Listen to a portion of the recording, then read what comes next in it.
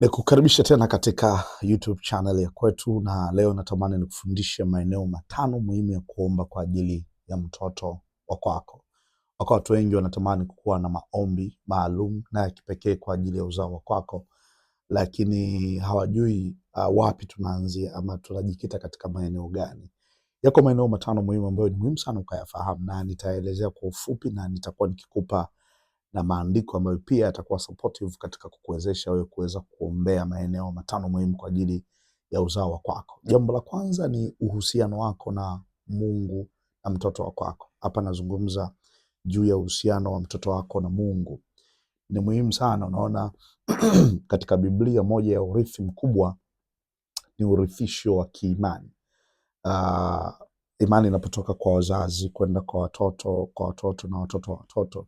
That is one of the best inheritance. Ni moja ya urithi mkubwa na wa thamani. Kwa hiyo jitahidi sana kuirithisha imani ulionayo katika Kristo Yesu kwenda kwa watoto wa kwako. Nafikiri una jambo jema zuri na la thamani sana. Iko ni kitu cha kwanza ambacho you should take care of it. Kwa hiyo ombea uhusiano wako kwa mtoto wako pamoja na mwanao. Hilo ni eneo la kwanza. Lakini eneo la pili, omba kwa ajili ya afya yako.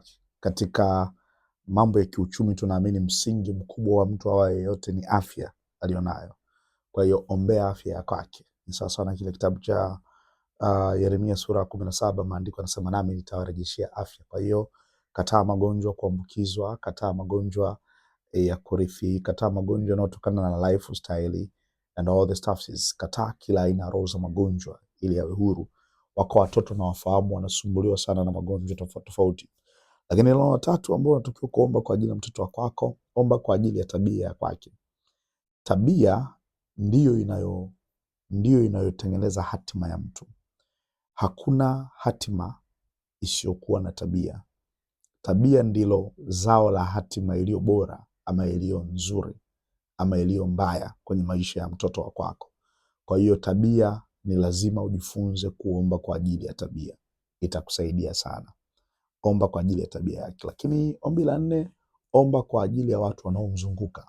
Mtoto wako mara zote vile alivyo kwenye kila sekta ya maisha kwake iko determined na nani anamzunguka. Mtu gani yuko nyuma yake, mtu gani yuko mbele yake, mtu gani anasoma naye, mtu gani anacheza naye.